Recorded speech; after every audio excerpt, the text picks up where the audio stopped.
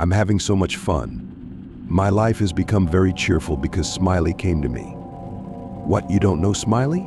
She's beautiful. She has two thin braids, small eyes, and a very big smile. Smiley always smiles. She has a long, wide smile with big teeth. She has a red dress with imprints of children's hands. We love playing together very much. One time she asked me to make up a fairy tale and asked Mommy to write it down. I called Mommy and told her I made up a fairy tale. Mom started writing down what Smiley whispered to me from behind the couch.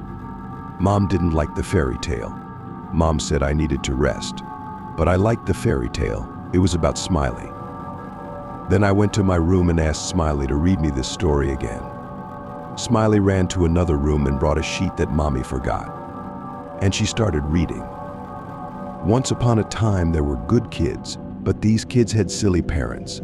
The parents forbade the kids from going into the woods. One day Smiley came to the kids and started playing with them. Then she took them into the woods and they started having fun there.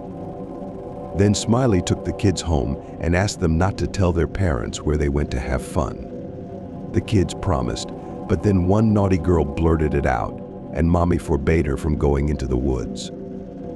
Then Smiley came to the girl at night and punished her. And then she took her into the woods and put her in a pit. The next day Smiley took the kids into the woods and showed them the small world of the rainbow.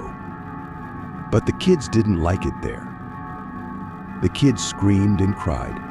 Smiley felt offended and she punished the kids. And they cried again and Smiley punished them again. And then she took a saw and punished the kids very, very much. Now Smiley needs a good friend to play with her because the kids turned out to be bad. Oh, is it true that you need a friend? I asked. True, said Smiley. Can I be her? I asked timidly. I'll think about it. Then Smiley brought me beautiful flowers. They were made of fingers, and there were eyes in the middle. Smiley said not to be afraid of body parts, and I wasn't afraid. Then Smiley showed me a piece of wood to which mouths were nailed. Beautiful. A few days later, Smiley showed me some photos. There were dead kids. They were hanging on nails. I asked Smiley why the kids were sad. She said that these kids couldn't become her friends, but I could. Hooray. But I still need to do something. On Friday, Smiley took me to the window and said, "Do you want to be my friend?" I said, "Oh, I want to." "Then you must jump on the invisible trampoline." "Won't I die?" "No, Smiley's friends don't die. You must imagine this trampoline very well. How colorful it is, how beautiful it is, and how big it is. Oh, let's jump faster.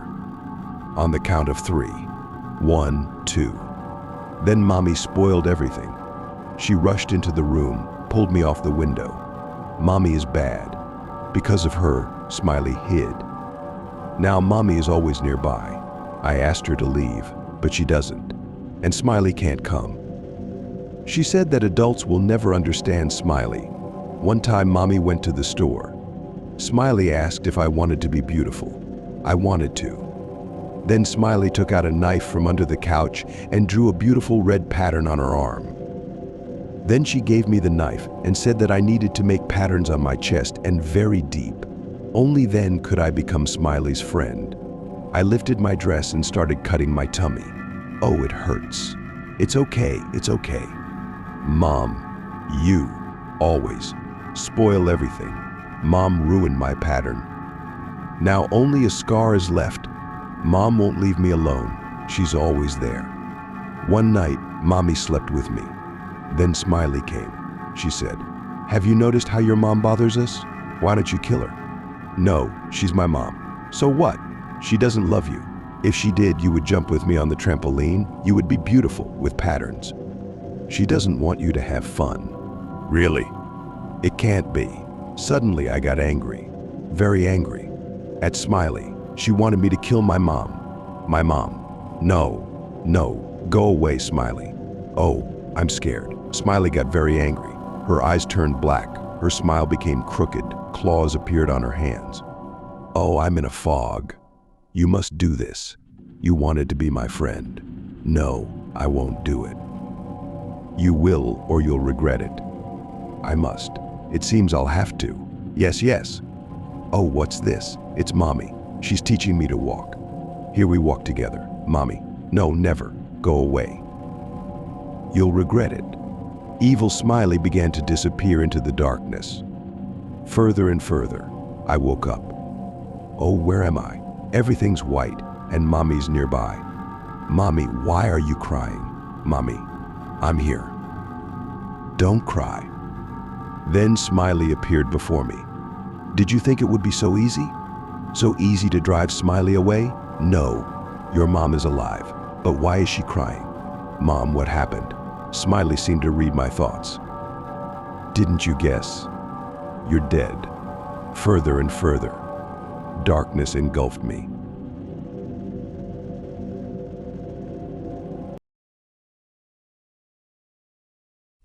It seems, in my distant childhood, I was terrified of a monster that came to me in my dreams. I couldn't see its face, as it was hidden under a large black hood. But the rest I saw all too clearly. Unfortunately, I was only 5 at the time. It was always in a black cloak that trailed to the floor, its arms extended slightly forward, with long, slender fingers that ended in equally long, sharp, downward curved nails. I don't know why it instilled such a panic in me after all. It just stood there, unmoving, uttering no sounds. But its mere presence would wake me up at night from my own screams. But over time, it became more alive, and over the course of 5 years, it had perfected its body. Yes, it sounds strange, but believe me, that's the only way to describe these events. At first it didn't move, it was a silent image, but then it began to move its hands, first its fingers, then taking steps. It tried to remove its hood, but my mom woke me up. After the unsuccessful attempt to show me its face, it disappeared from my nightmares. More than 15 years passed. I had already forgotten about its existence, but last week it disturbed my sleep again. It stood there just like before, motionless, silently reaching out its repulsive hands towards me. And then it began to move its fingers. I screamed and woke up. All morning at university, I wasn't myself. It only came to me in my dreams at night. For now, who knows what this puppet might do next? I nervously glanced around all the dark corners and corridors. Fear once again paralyzed my movements, just like in the distant past. In the evening before bedtime, I decided to take a sleeping pill, hoping it would help. Well, I took it, according to the prescription, and fell asleep like a baby. I slept soundly until morning. But the next night, the medicine didn't help. It didn't let me sleep again. I thought about increasing the dose, but was afraid of overdoing it. So I decided not to sleep at all, but his figure haunted me in every dark corner. I dashed around the apartment like a lunatic, turning on lights everywhere. I even placed a lit candle on every shelf in the pantry. But outside the window, the night stood, and in every tree shadow I saw him. I tightly drew the curtains, locked all the doors, wrapped myself in a blanket, holding my phone in my hands to keep it bright even under the covers, and waited for dawn. But after 3 days of such torment, he started to appear to me even in the light of lamps and candles. I screamed throughout the house, tearfully begging him to leave me alone, but to no avail. He stood a meter away from me, extending his hands, and a gray, cold, lifeless light emanated from under his hood. He wouldn't leave for hours, standing with outstretched arms, driving me crazy. Each time he seemed to come to life, moving his hand, then lowering them, only to raise them again a few moments later. That's how each night went. I hadn't been to university in 2 weeks. I sat at home and dreaded the onset of darkness. But one day, as usual, I was washing up in the bathroom and heard a scratching sound, as if nails were scraping against glass. I froze in place, afraid to lift my head because the mirror was right in front of the sink.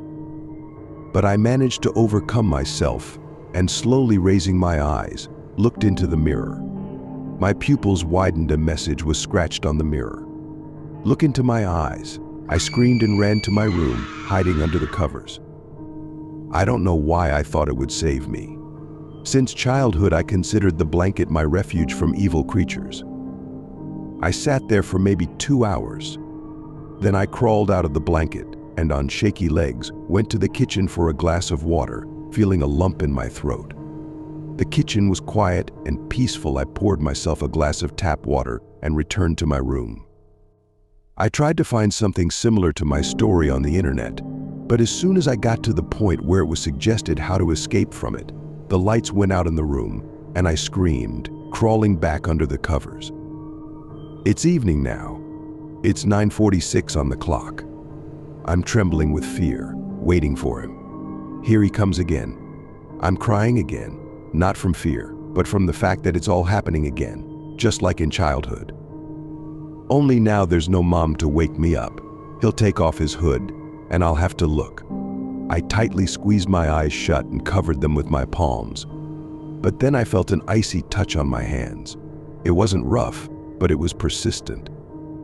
I didn't have the strength to resist it. He removed my hands, and I felt his cold breath on my cheeks. He was peering into my closed eyes. I knew I couldn't hold out much longer. Sooner or later, my muscles would give in, and I would see his face. I whispered softly, very softly, "I don't want to open my eyes."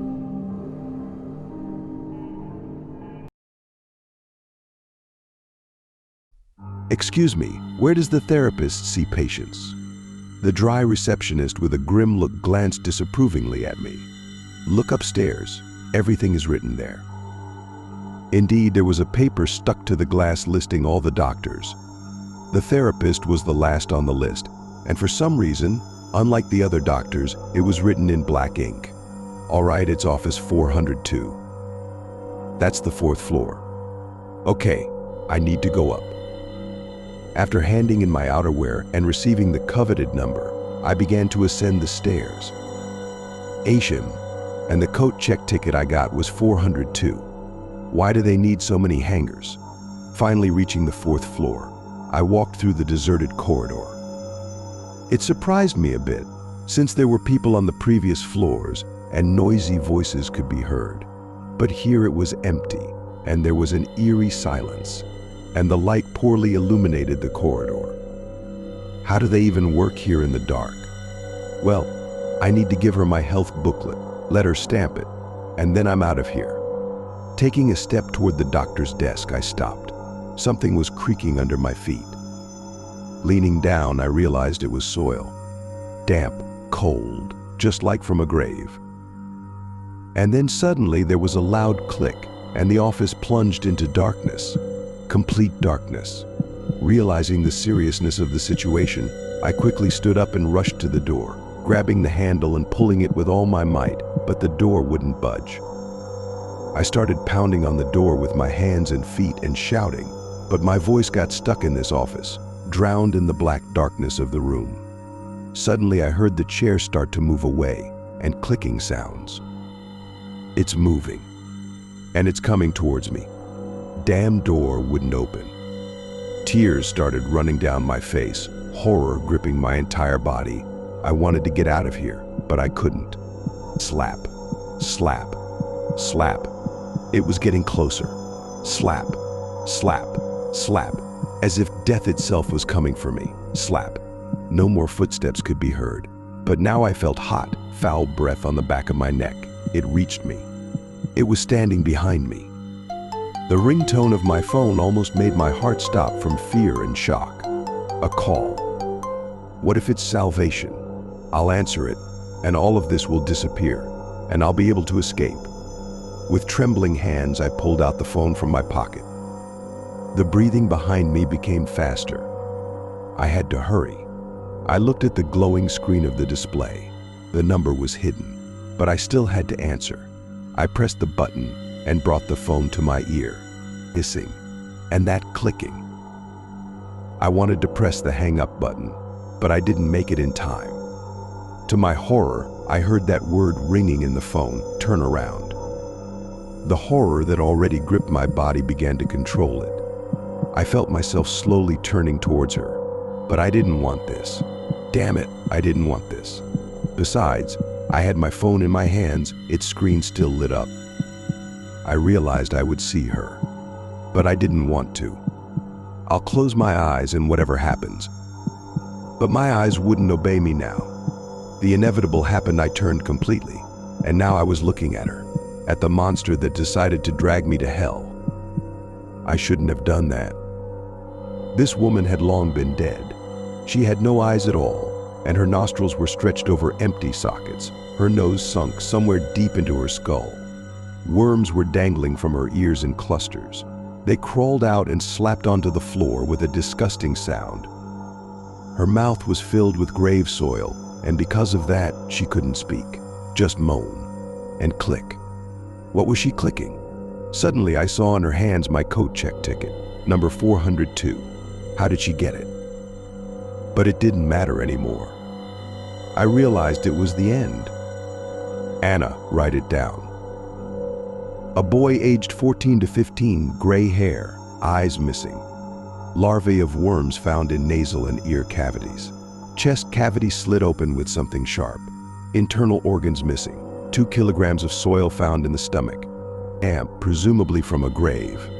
Upon closer inspection, a coat check ticket was found among this soil. The number on it is 402. 402? Is Marlene from the clinic making a fuss again? She's even targeting the youth now. How much longer do we have to cover for her, Mr. Modest? Quiet, Anna.